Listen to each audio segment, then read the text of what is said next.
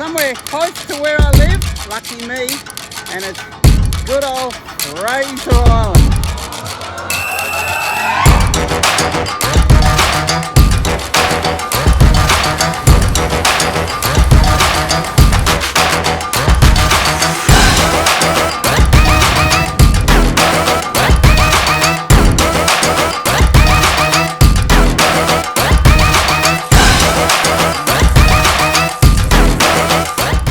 This is day 2 of about 10 days, and I am doing a bit of beach camping at the moment.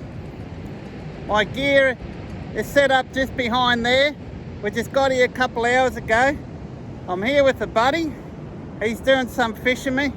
Actually, he is a very keen fisherman. He's doing some fishing at the moment. You can probably see him behind me here. He's only been fishing for about 10 minutes. So far nothing's biting, but we're waiting for the tide to come in. So it's just about to turn, and we're hopeful. We're set up for Tailor, so we're hopeful we're going to have some lunch for Tailor, and Tailor for lunch for Tailor. You can tell I'm pretty excited to be here, guys. The last time I was here was about 2 years ago. So I hear my mate calling out. I think he's pulling in a fish, guys. While he's getting excited calling me, he probably wants me to get my line out there. You can see my setup here. I got the bunda top, no problems at all. This Pajero is going great on Fraser Island, guys. Absolutely awesome on Fraser Island. You might notice, as a precaution, as I've said in the past, when I go forward driving, something is a little bit extreme, I remove my heavy side awning. So what I've got, and I'll show you my camp later, is I've got the hexa tarp. I've got the medium hexa tarp set up just behind the dunes here. We're well protected from the southeasterlies, but you can see here, it is a beautiful day here. It is awesome. It's not too hot, not too cold. Got a little bit chilly last night. Last night we camped at Central Station because we arrived here late. So it was just about dark when we arrived, because I had to wait for my mate to come from up north on the tilt train. So the time we got away from Bundy, we had to catch a 4 p.m. barge over. So I took the barge over from Riverheads and we came over to Woongoolba Creek. And then we rocked up at Central Station and we camped there for the night. But whew, chilly. Cold place, guys, when it's winter. Central Station can get quite cool. So guys, my mate just said he got a good bite. So that's a good sign. As soon as he threw the rod out, he got a bite. Now, there's not a breath of wind blowing here. So we're going to stay here for a couple of days. Look at all these higher forward drives going past. They usually have a leader. They just follow each other. Prime example, check them out. He's a bit camera shy.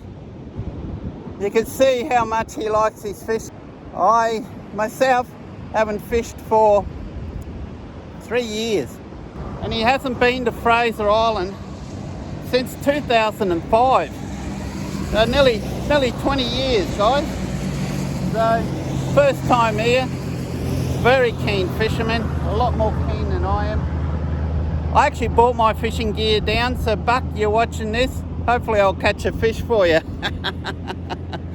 As I've mentioned in the past, when I go somewhere where I expect a bit of rough forward driving, I remove anything that's too heavy off the roof. So that awning I've had there was like 27.5 kilos. So I removed it. Everything's solid. I've got no problems. I'm taking it more easy than I normally did. Guys, these Pajeros, absolutely, mate, these are awesome on these loose sands. I got the front tyres down to about 16. I got the rears down to 20 because I had to bring some gear for me mate to sleep in. So I got some extra gear in there. So I've taken out the back seats. I've taken off. Oh, and he's on, guys. My mate's on. Let's go have a look and see what he's caught. He's caught a Tailor, the first Tailor. Looks like we got lunch. Let's walk over and have a look, shall we? It's gonna be, oh, nice one too. Look at that, guys. We got dinner. You don't mind being on camera? Nah, look at that. This is my mate, Cozzy. Cozzy, we call him. I used to go camping with him many years ago. We were best mates. And we've caught up recently for the first time in nearly 20 years, well over 20 years. So look at that. How awesome is that? It's going to be very happy. How happy are you? Seriously happy. This is what everyone comes to Fraser Island for, these little guys. And when they're on in good numbers. And 35 centimetres is legal, so he should be good. He should be around 39, 40. Great chewing fresh, not really great when you freeze them. So, you know, take what you need for a feed, keep a couple, and put the rest back, or just stop fishing, because you see they take the hooks right down, and it's really hard to release them alive. You know, they bleed a lot. And so. you've got gang hooks and you're using pilchards. Yeah, ganging. And the secret was keep the bait moving. As soon as you wind the bait slowly, they're on it. Yeah, how's that, eh? How excited. I'm going to leave you be. Guess what I'm going to do next, guys? I'm going to go fishing. So, see you later.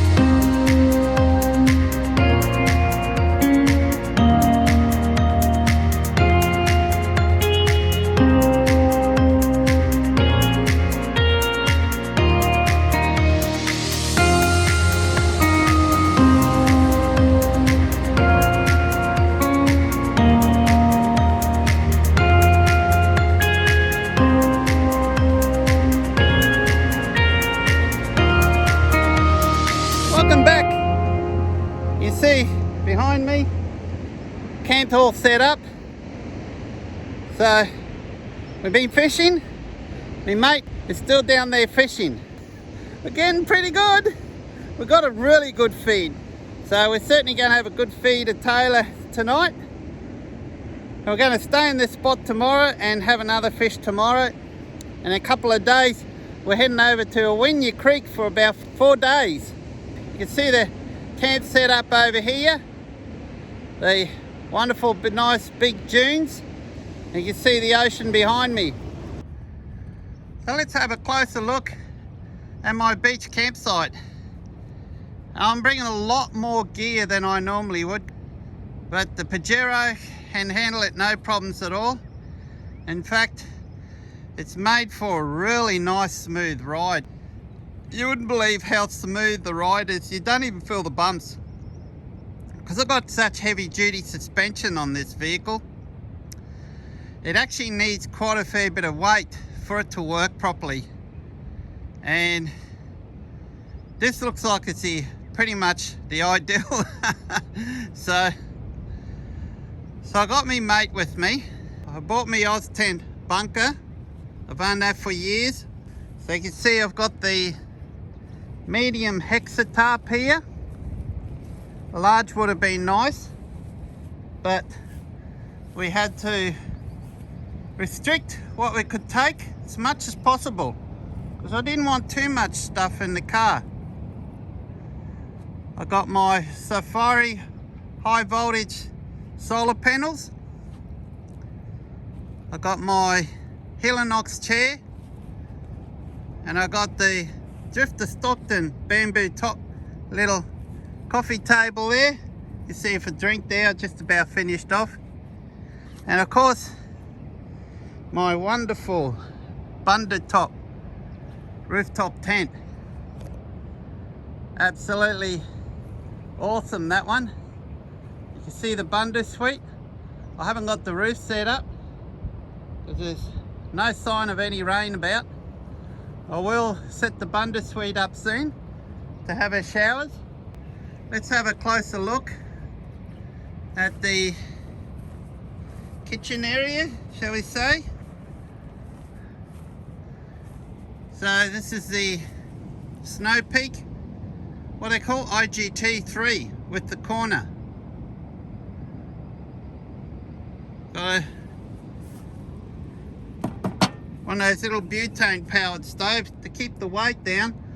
I didn't bring an air fryer and I didn't bring the induction cooktop. That way I don't have to bring the generator, so I didn't bring the generator. You can see here, bit of a mess at the moment, but doesn't look too bad. We actually bought, my mate while he was here, bought this 32 litre angle. So that belongs to me mate, and he's taking that back to Thailand, guys, because apparently in Thailand you cannot buy them. And my mate for the past 15-20 years has lived off and on in Thailand and Australia and Thailand.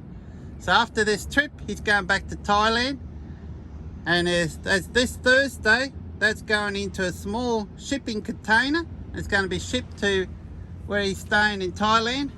You see my 110 litre upright fridge, just working a dream. So if we have a look at the electronics here, you can see there battery's pretty well fully charged. As you can see, to ignore the fridge temperature, I had the fridge open not long ago, but check out the fridge. Freezer minus 28.2. That's in this girl here. So yeah, so that's all working good. This is my fishing gear. This is my chair, me mate. I had to bring this big chair here, hence why I've not bringing a lot of stuff that I normally do. So I bought that big chair for me mate because he hasn't got a very good back and he needs that less lumbar support. These are my two fishing rods. I'm just re-rigging them again. My mate's fishing rods down on the beach. This is his tackle box.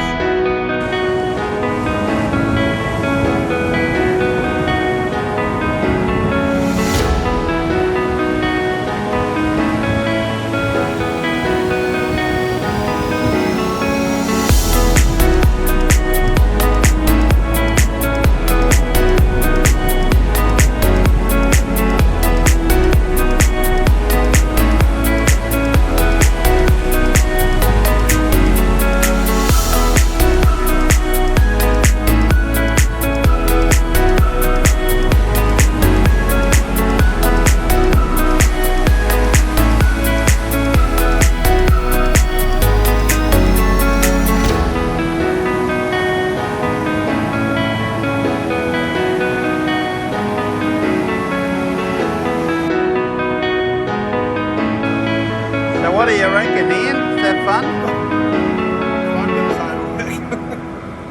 We're not young anymore. We've been on our feet. Old men. It's been full on for the last couple of days. Very sharp teeth in these guys. You never put your fingers near their mouth. That's why we use a heavier trace on the line. Something that it's not so easy for the fish to bite through. Rig up the pilchard like that. Head out. Hopefully he takes that. And he's got some nice gear. For you fishermen, check this out. So this outfit here, that's a Daiwa Saltiga meter over 83S. It's about an $850 rod that. That's a Shimano Twin Power Saltwater Series. That's a 6000 XG, and the rod is a little bit light for that. The reel is a little light for that rod, but it's perfect in this scenario. You don't want a really big heavy reel and heavy line too much. We can land a Spanish mackerel on this.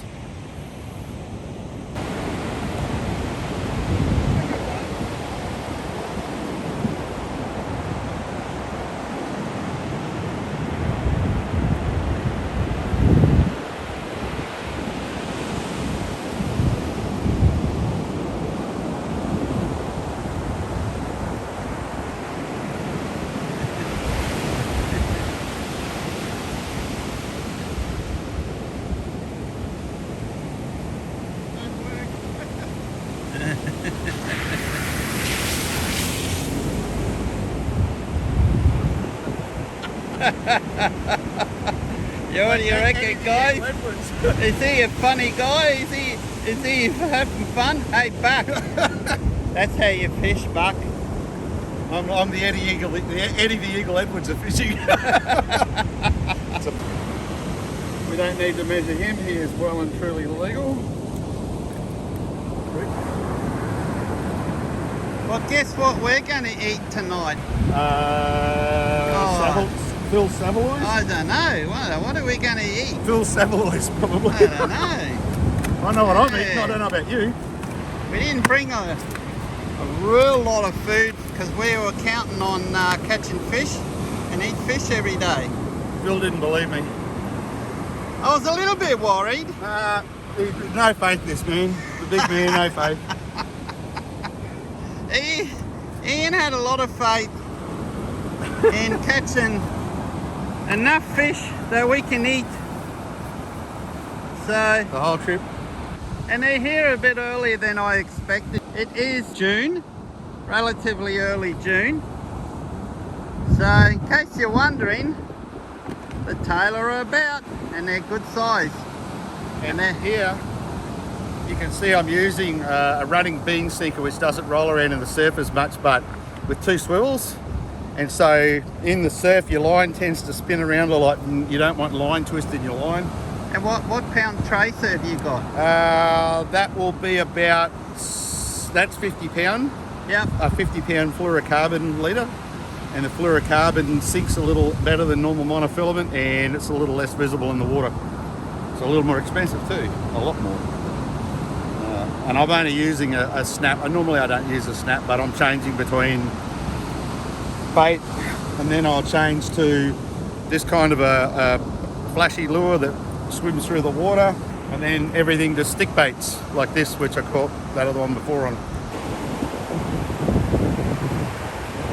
Let's see if we can get Ian actually pull one in for you. Well, you saw that one there, pulled that one in. I'll try to get a bit closer now. They could be on the bites now, guys. It could be, it's an incoming tide. And it's full moon either tonight or tomorrow night. So, I was saying before as we were driving up along the beach here, there's a lot of really nice, good looking gutters. They told me as well when you're fishing, guys, to look for, when you're looking for gutters, you want to look for a gutter that's got a entry and an exit point. Do you reckon? So if you see a gutter and it's only got one deep entry point out to the sea, he reckons they don't tend to fish it well. The fisheries, guys, he's the fishing inspector. So he knows. So guys, we've got no problems with making sure fish is legal and the limits and the size, because this fella here he's the one that busts you when you're naughty, guys. Fishing inspector here, and he's actually worked on the island here in the past, but that was a long time ago. Oh, beautiful, beautiful. Starting to get a little bit cool. Last night was quite cool in Central Station. Beautiful spot, Central Station. I tell you what, I noticed one thing about Central Station. How quiet it is, guys. Peaceful. Not a sound. If you want to camp somewhere where there's not an ounce of sound, go camp there when there's no school holidays through the middle of the week, and hopefully you've got the whole place to yourself and you could hear a pin drop. It was blissful. I had such a good sleep. We were so tired last night. We were in bed by about 9 p.m. and I woke up about 5:20. So no, it was really good. So I'm glad the fishing is here. The fish are here. How awesome. Here he is. What, you got another fish for me? I tell you what, we might have to later on hand this camera over so you can see me catch some fish. No. So I don't mind letting him catch, doing some fishing, and I'm doing the filming. And while he's fishing and that, I'm setting up camp and so on and doing all the filming for you guys as well. So I don't mind. But I tell you what, I'm gonna be on the rod tomorrow. Meat farming. Meat farming. Yeah.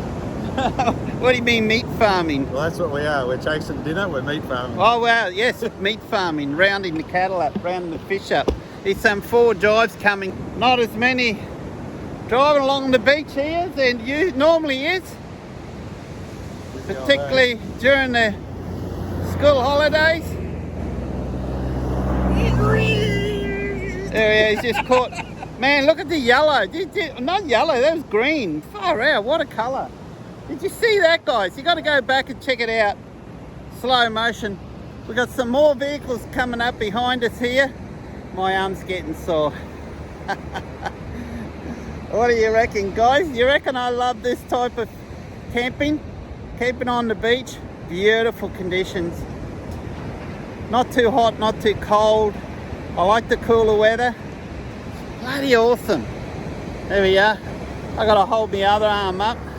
So there goes another vehicle, and here comes another one.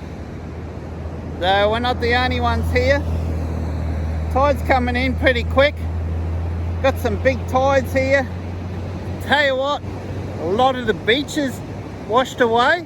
There's a lot of exposed coffee rocks on the beach where there normally isn't. Conditions, oh my arms.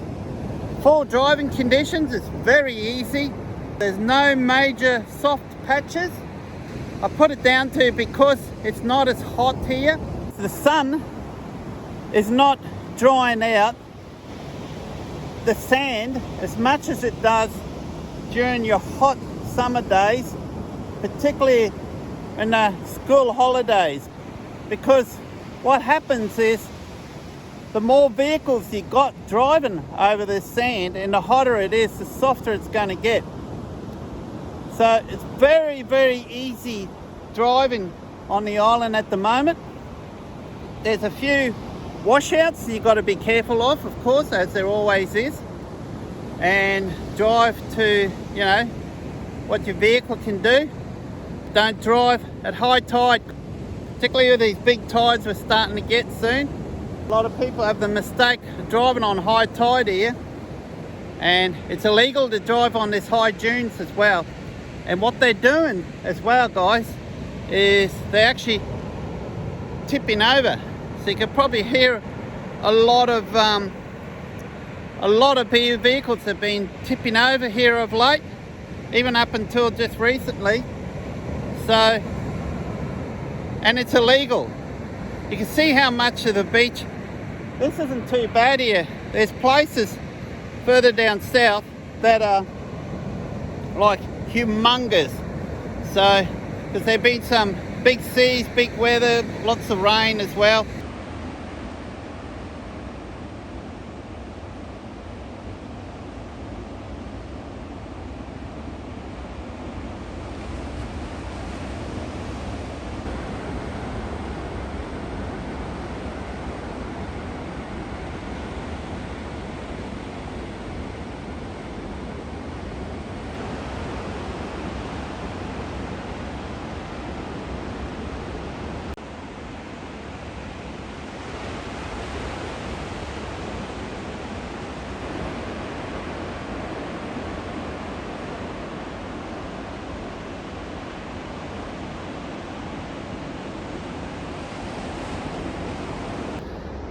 How's this for a vantage point?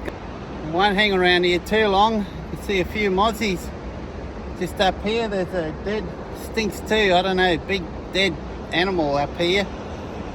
Oh, rotten. That's camp down there. You see the ocean. So it's starting to cool down a bit. It's going close to 4. So So what we're going to do now is I'm going to set up the bundle suite and set up our shower. So I might get Ian to film me as I'm setting up the bundle suite. So, cheers.